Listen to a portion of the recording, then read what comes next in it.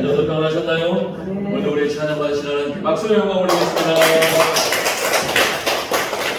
네, 앞뒤장으로 반갑게 인사 나누겠습니다. 안녕하세요. 참 잘오셨습니다. 예, 한번 따라하시죠. 나를 부르시고 한번 따라하시죠. 나를 부르시고 나를 보내신 하나님, 나를 부르시고 나를 보내신 하나님이라는 제목으로 함께 은혜를 나누고자 합니다. 우리 참평안교회가 임시 예배 처소에서 예배를 드릴 때, 그리고 이곳에서 예배를 드리기 전까지 저는 아침마다 기도할 장소를 찾아서 저만의 기도를 하나님께 드리고는 하였습니다. 그 덕분에 김포에 있는 하천 주변과 논두렁 수록길 그리고 산책길은 하나님께서 저에게 주신 최고의 기도할 수 있는 장소였습니다. 그러던 어느 날도 논두렁 수록길에 가서 이렇게 기도를 하며 묵상을 하는데, 어느 날 하나님께서 저에게 주신 은혜가, 언젠가 김포에서 예배를 시작하면 하나님께서 반드시 오늘 본문 이사야 6장 말씀과 조금 전에 저희가 불렀던 찬송가 495장을 가지고 말씀을 전하게 하시겠구나 생각했던 시간이 있었습니다. 어느 날도 논두렁 수록길에 나가서 혼자서 이렇게 사람 없는 시간에 기도를 하는데, 갑자기 문득 오늘 우리가 방금 불렀던 이 찬송가 495장의 후렴이 갑자기 생각이 납니다. 그래서 사람도 없겠다, 그곳에서 혼자 크게 불렀습니다. 후렴을 두 마디 후렴입니다. 이 후렴이 보내주소서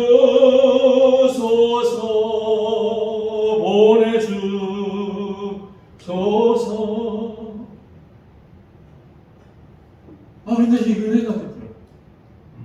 그래서 혼자 계속 불렀습니다. 보내주소서 보내주소서. 그러면서 하나님께 기도했습니다. 하나님, 김포에서 예배를 다시 시작하게 됩니다. 하나님, 이 지역에 하나님이 필요한 영혼들을 우리 참평안교회에 보내주시옵소서. 보내주시옵소서. 그렇게 간절히 기도했습니다. 그렇게 기도하다가 이제 남은 그 다음 후렴 가사를 불렀어요. 그 가사는 이렇게 되어 있습니다. 재단 숯불에 내 입술 대니 어찌 주저할까? 주여 나를 보내주소서. 여러분, 이해가 되십니까? 저는 하나님께, 하나님 김포에 있는 영혼들을 나에게 보내주옵소서라고 기도했는데, 이 찬양 가사는 그 영혼을 나에게 보내주소란 말이 아니라 나를 그 영혼들에게 보내주옵소서. 그래서 순간 얼마나 하나님 앞에 제 자신이 죄송하고 부끄럽든지, 하나님은 송목사를 저 영혼들에게 보내시는, 나는 지금 저들을 거꾸로 나에게 보내주시라고 기도하고 찬양하고 있었습니다. 그 순간 얼마나 하나님 앞에 죄송하고 부끄럽든지, 그래서 다시 찬양을 고쳐서 불렀습니다. 하나님, 저를 저 영혼들에게 보내주시옵소서. 그러면서 회개 기도를 하였던 기억이 있습니다. 사랑하는 여러분, 그렇습니다. 찬송가 가사도 제대로 모르고 그저 부르고 있었던 것입니다. 하나님은 송목사를 저 죽어가는 영혼들에게 보내셨는데, 나는 저들을 나에게 보내주옵소서라고 찬양하고 있었던 것입니다. 그러다 보니 이 찬송가를, 이 495장 이 찬송가를 부르다 보니, 그때 하나님이 그 논두렁 수록길에서 저를 만나주셨던 그 기억이 있습니다.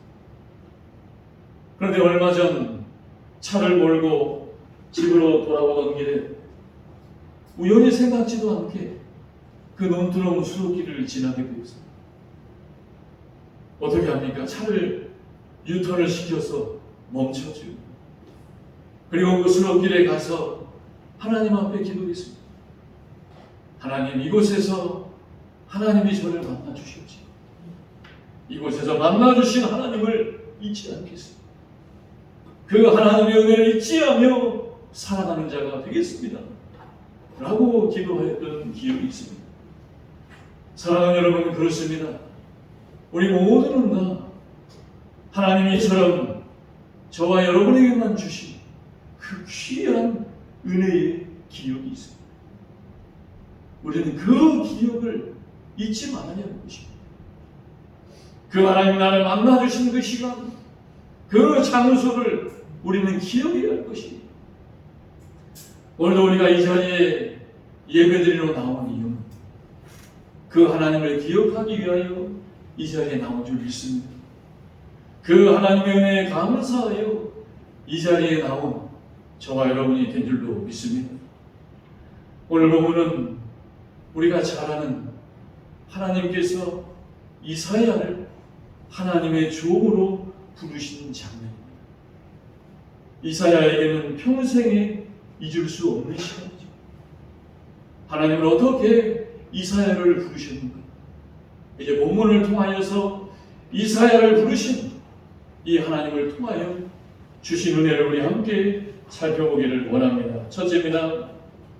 우리 5절 말씀 다시 한번 읽어봅니다. 5절입니다. 시작. 그때 내가 말하되 바로다 나여 망하게 되었도다. 나는 입술이 부정한 사람이요 나는 입술이 부정한 백성 중에 거주하면서 만군의 여호와이신 왕을 배웠음이로다 하였더라.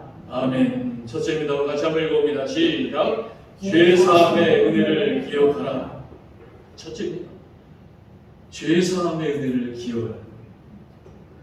오늘 5절 말씀에 보면 그때라는 말이 나옵니다. 이 그때는 하나님께서 이사야를 만나시고 하나님께서 이사야를 부르신 그때입니다.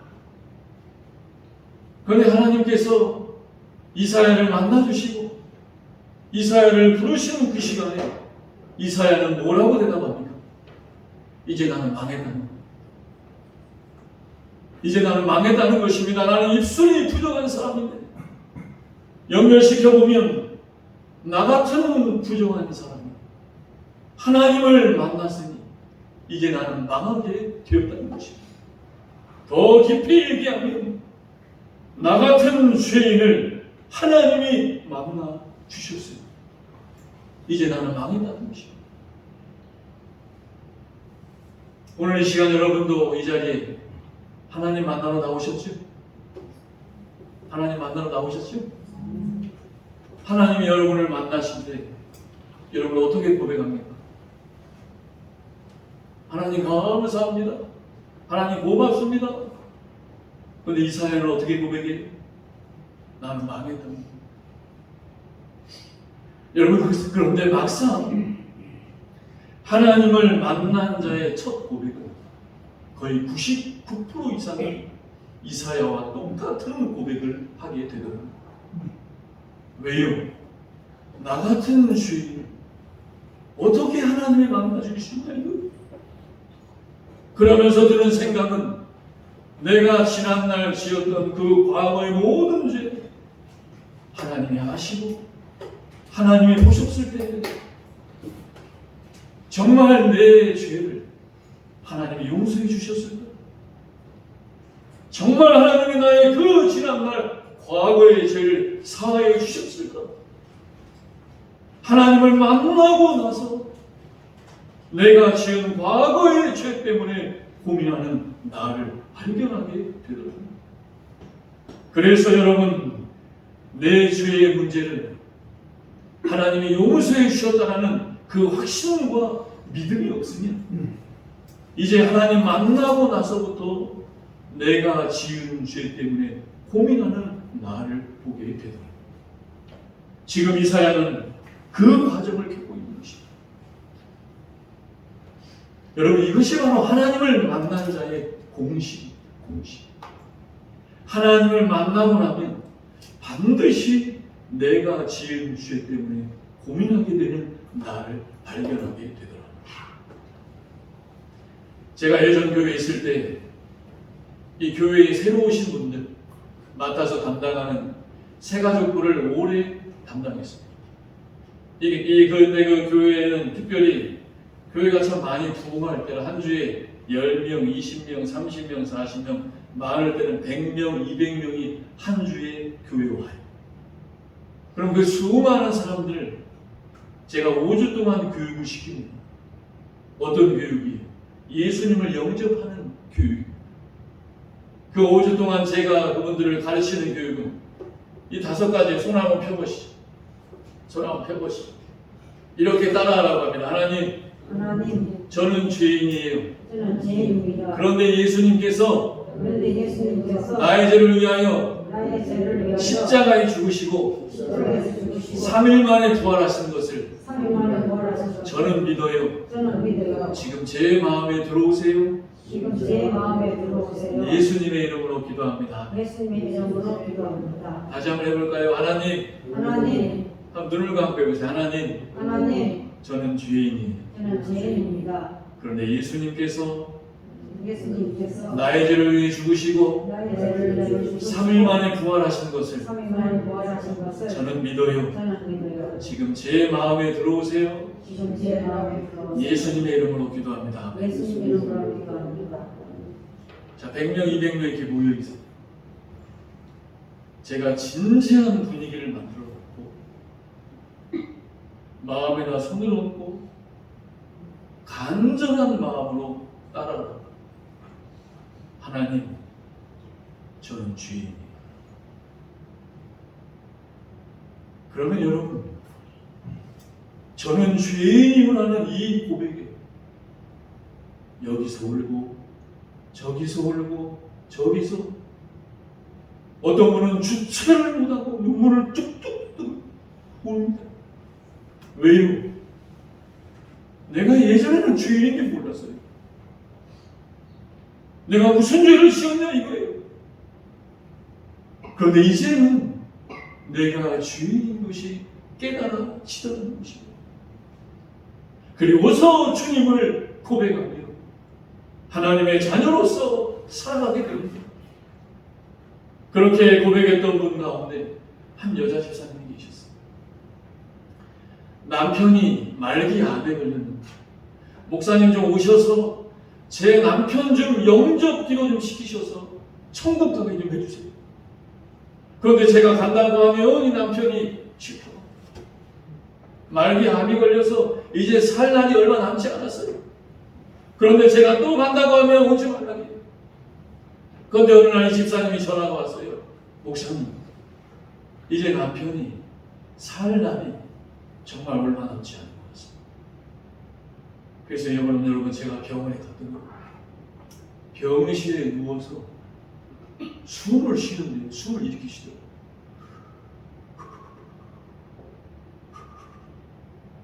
여러분, 숨을 쉬는 것도 정말 이제 얼마 남지 않아요. 그래서 제가 그 아버님께 물었습니다. 아버님, 이제 저를 따라 하시겠습니까? 그랬더니 고개를 이렇게 숨쉬기도 힘드시니까 그럼 마음으로 따라 하십니다. 저를 따라 하세요. 하나님, 저는 죄인이에요. 그랬더니 여러분, 그 누운 병실에 누운 채로 눈물을 바로 흘리시더라고요. 그리고 주님을 영접하고 그리고 그 다음날 돌아가셨어요. 사랑하는 여러분, 그렇습니다. 하나님, 저는 죄인이에요. 이 말은 아무나 할 수 있는 말 같지만 이 말을 결코 나의 고백으로 내 고백으로 말하는 것은 아무나 할 수 있는 말이 아닙니다.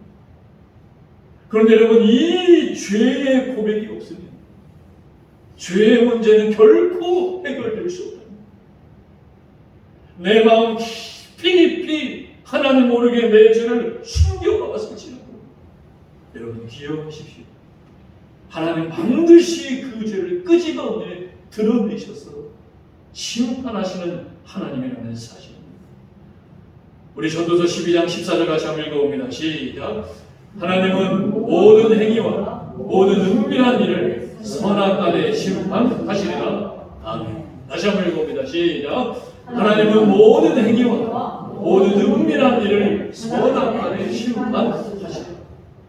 하나님은 반드시 내 죄를 선악간에 심판하시더니. 그래서 여러분, 우리는 이것을 인간의 실존이라고 합니다. 실존이란 나의 실제의 모습. 다시 말해서 하나님 앞에서 모든 인간은 죄입니다. 이것이 바로 이사야를 부르신 하나님 앞에서 이사야가 깨달은 자신의 실존이었다는 사실. 두 번째입니다. 6절 말씀 다시 한번 읽어봅니다. 시작. 그때 그 사람 중에 하나가 부젓가락으로 제단에서 집은 바 핀 숯을 손에 가지고 내게로 7절입니다.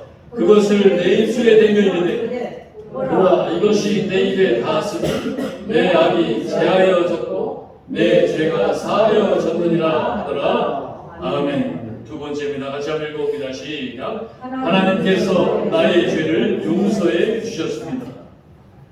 자, 이렇게 자신이 주인인 것을 깨달은 이사야.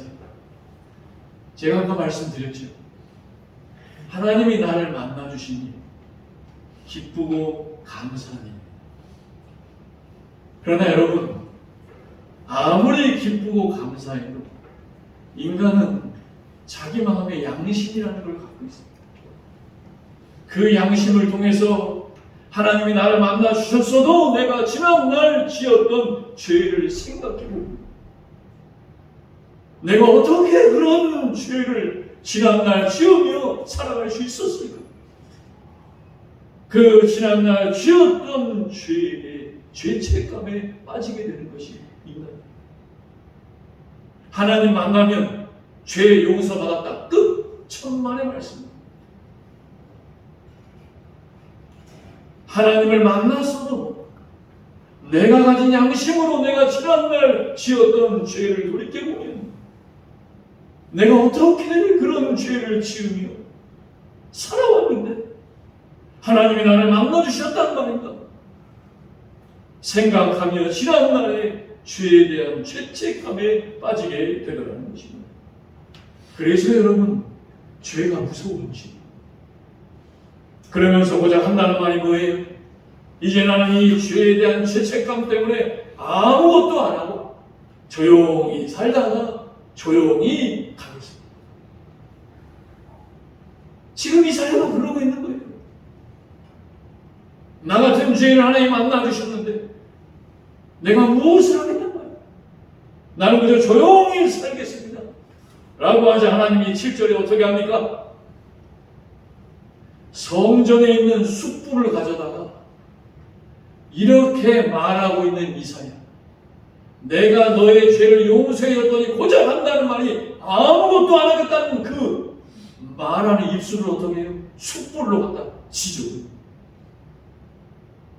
여기서 내 입술에 댔다라는 말이 되는 게 아니라 숯불로 지졌다는 뜻이에요. 그런 말을 하는 이사야의 입술을 찢어버리면서 하나님이 다시 한번 확신시켜줍니다. 우리 7절 말씀 다시 한번 읽어봅니다. 시작. 그것을 내 입술에 대며 이르되 보라, 이것이 내 입에 닿았으니 내 악이 제하여졌고 내 죄가 사하여졌느니라 하더라. 아멘. 다시 한번 하나님이 확신시켜줍니다.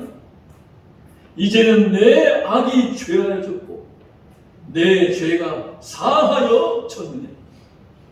그러니 다시는 너가 지난날 지었던 그 죄에 대한 죄책감 때문에 살지 말라고 하나님이 이사야를 확신시켜 주시더라는 것입니다. 사랑하는 여러분, 그렇습니다. 이렇게 내가 지은 죄에 대한 하나님의 사하심에 대한 확신과 믿음이 없으면 인간 그 죄에 대한 죄책감에 사로잡혀 살아가게 되더라고요. 그래서 오늘도 저와 여러분, 예수께서 나의 죄를 위하여 십자가에 죽으셔서 내가 그 주님을 믿을 때에 내 죄는 사하여졌습니다. 이런 확신과 믿음을 가지고 살아가시는 저와 여러분이 되시기를 바랍니다. 그래서 하나님은 어떻게 해요? 제단에 있는 숯불로 지져버려요. 여기서 제단의 숯불이란 제단은 하나님이 계시는 것, 숯불은 여호와의 불입니다. 하나님의 성령의 불로 내 죄를 사하여 주셨다는 거예요. 그래서 여러분, 이러한 과정을 통해서 죄 용서만 받고 새롭게 살아가는 것을 우리는 회심했다고 말합니다. 이스라엘은 이렇게 회심한 거예요. 그래서 회개는 매일매일 하는 것이지만 회심은 단 한 번 하는 것입니다. 내가 하나님께로 돌아온 사건, 이거는 한 번으로 끝내야 됩니다. 머뭇머뭇하지 말아야 된다. 내가 살아가면서 실수하고 잘못하는 건 회개로서 매일매일 해야 되지만 하나님 앞에 돌아오는 사건은 한 번으로 끝내야 되더라는 것입니다. 그런데 여러분, 예수 믿었다고 하면서도 내가 회심을 한 건지, 내가 회심을 안 한 건지, 또 어떤 사람은 회심한 척하고 살아갑니다. 여러분, 우리가 축구 경기를 보면은 수비 선수가 축구를 하다가 잘못 실수를 해가지고 페널티킥을 허용해요. 때로는 자책골을 허용합니다. 그럼 이 선수가 괴로워서 머리를 잡고 내가 왜 이랬을까 막 후회합니다. 그때 그 모습을 본 감독이 선수에게 뭐라고 합니까? 일어나라. 일어나서 다시 새롭게 시작. 그 잘못의 죄책감에 누워있지 말고 일어나서 다시 새롭게 시작해라. 사랑하는 여러분, 그렇습니다. 하나님은 우리에게 회심이라는 은혜를 주셔서 새롭게 시작하시는 은혜를 저와 여러분에게 주신 줄 믿으시기 바랍니다. 마지막 세 번째입니다. 우리 8절 말씀 읽고 마치겠습니다. 시작. 내가 또 주의 목소리를 들으니 주께서 이르시되 내가 누구를 보내며 누가 우리를 위하여 갈고 하시니 그때 내가 이르되 내가 여기 있나이다 나를 보내소서 하였더니 아멘. 마지막 세 번째입니다. 다시 한번 읽어봅니다. 시작. 사명을 주시는 하나님. 아멘. 세 번째는 사명을 주신 하나님. 자, 하나님이 이사야의 입을 숯불로 지져버리시고 그를 회심시키십니다.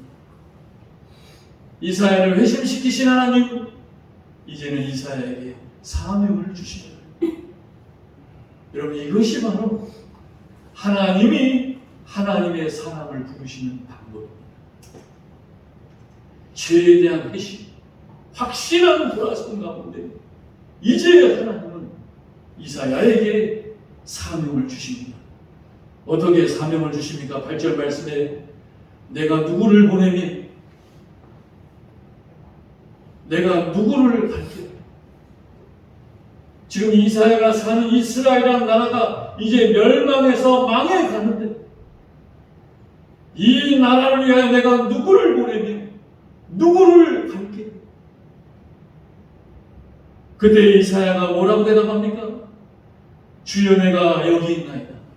나를 보내소서. 여러분, 이 이사야의 대답을 보십니까? 이것이 바로 죄 용서 받아서 회심한 자의 대답입니다. 하나님께서 나의 죄를 용서해 주셨는데 무엇이 두렵겠습니까? 하나님께서 나의 죄를 사하여 주셨는데 내가 하나님을 위해 이제는 살아야 되지 않겠습니까? 하나님께서 나의 죄를 위해 사해 주셨는데 이제는 나도 나와 같은 자들과 이 나라와 민족을 위해 살아가야 되지 않겠습니까? 그래서 이 이사야의 고백에 은혜를 받았던 수많은 선교사님들이 약 100여 년 전에 우리나라 대한민국 이 어두운 조선 땅을 보면서 하나님께 기도한 것입니다. 하나님이 저 조선을 위하여 누가 갈고 누구를 보내고 할 때 그 선교사님들이 하나님 저를 보내주옵소서, 제가 가겠습니다 해서 여러분 그 선교사님들이 이 나라에 오셔서 목숨을 다해 순교하며 선교의 피를 뿌린 것 아닙니까? 그래서 교회가 세워졌고 학교가 세워졌고 병원이 세워졌고 오늘날 지금 이 순간 저와 여러분이 이렇게 평안하게 예배를 드리는 줄 믿으시기 바랍니다. 하나님은 그 한 사람의 회심을 통하여, 그 한 사람의 사명자를 통하여 오늘도 민족을 살리시고 오늘도 한 국가를 새롭게 하여 주시더라. 가정도 마찬가지입니다. 가정에서 회심한 한 아버지의 회심을 통하여 그 가정은 하나님께로 돌아옵니다. 내 아버지, 내 어머니의 회심을 통하여 하나님이 지금 나를 이 자리에 있게 하셨다는 사실, 내 자녀의 회심을 통하여 내 부모를 돌아오게 하십니다. 그것이 바로 사명을 주셔서 우리를 부르신 하나님의 은혜라는 것입니다. 그래서 로마서 11장 29절 마치겠습니다. 시작. 하나님의 은사와 부르심에는 후회하심이 없느니라. 아멘. 다시 한번 읽어보시오. 시작. 하나님의 은사와 부르심에는 후회하심이 없느니라. 아멘. 하나님께서 오늘도 저와 여러분 이 자리에 부르신 줄 믿습니까? 아멘. 하나님이 저와 여러분을 이 자리에 부르시면 후회하심이 없는 줄 믿으시기 바랍니다. 오늘도 우리 사랑하는 재승이, 재호, 하은이, 경유, 유라, 나나를 하나님께서 이 자리에 부르셨습니다. 하나님이 여러분을 부르시면 후회가 없으시다는 것. 특별히 우리 재승이와 하은이가 이 예배를 드리고 나면 제 사무실에 가서 공부를 합니다. 저는 그 모습을 보면서 참 하나님께 감사합니다. 왜요? 나는 오늘도 예배 드리고 나서 공부합니다. 여러분, 요즘 아이들은 공부하기 위해서 예배합니다. 그런데 저 아이들은 예배 드리고 나서 나는 공부하겠다는 거예요. 여러분, 이것이 사명입니다. 사명 따라 살아가는 자를 하나님은 반드시 축복해 주신다는 사실을 기억하시기 바랍니다. 나는 오늘도 내가 하나님 앞에 예배 드리고 나서 나의 할 길을 하며 살아갑니다. 그것이 사명입니다. 그래서 여러분, 사명이 있는 자는 죽지 않습니다. 하나님의 사명이 나를 통하여 마치는 순간까지 사명 따라 살다가 하나님이 오라 하시면 그때 기쁘게 돌아가는 거예요. 사랑하는 여러분, 기억하시기 바랍니다. 하나님은 저와 여러분의 주의 문제를 해결해 주셨습니다. 우리는 회심하였어요. 이제는 하나님이 저와 여러분에게 주신 사명을 가지고 나에게 주신 인생을 사명 따라 살아가시는 우리 참견의 모든 성도들이 될 수 있기를 주님의 이름으로 축원합니다.